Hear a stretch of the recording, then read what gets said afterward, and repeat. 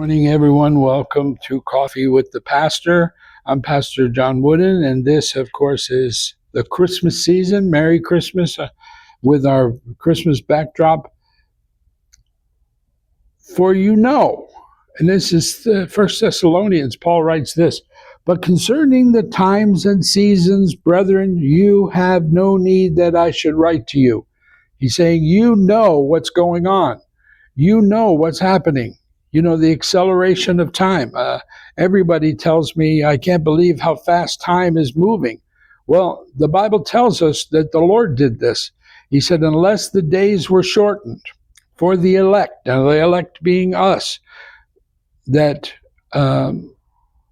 worse would come upon us. Well, the reason that he's accelerating is so that he's literally shortening the time to his coming.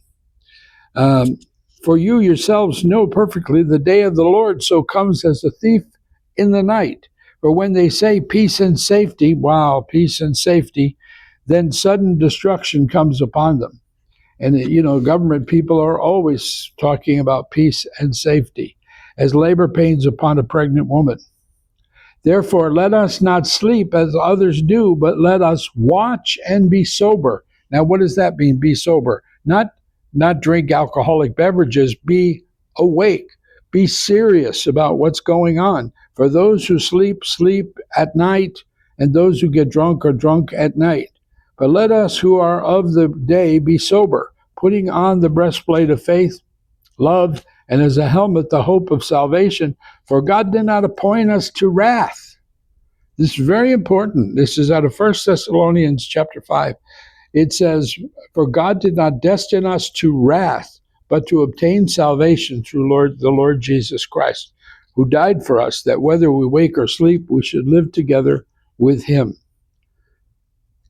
In Esther chapter 4, Mordecai tells Esther, do not think in your heart that you will escape in the king's palace any more than all the relief and deliverance will arise for the Jews from another place.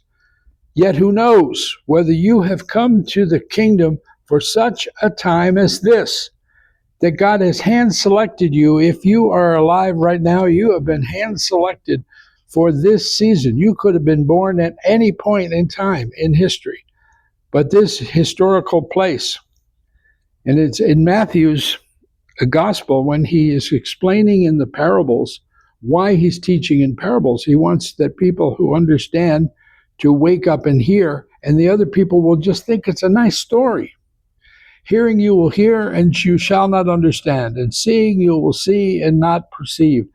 And then he says this, but blessed are your eyes, for they see, and your ears, for they hear. So he's telling the disciples, for surely I say to you that many prophets and righteous men desired to see what you see, and did not see it, and to hear what you hear, and did not hear it.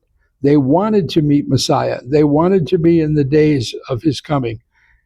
And it didn't happen. He has hand-selected you.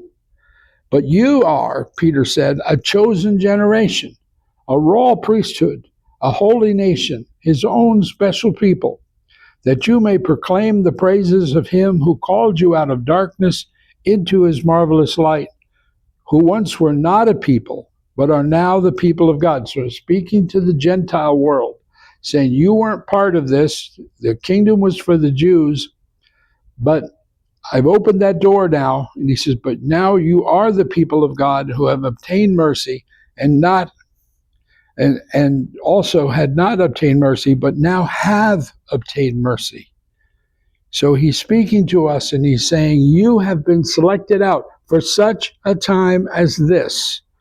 And that don't look and wish you had been born at another time. This is the day that he wanted you to see. The day of the Lord is upon us. God bless you, and we'll see you again next time.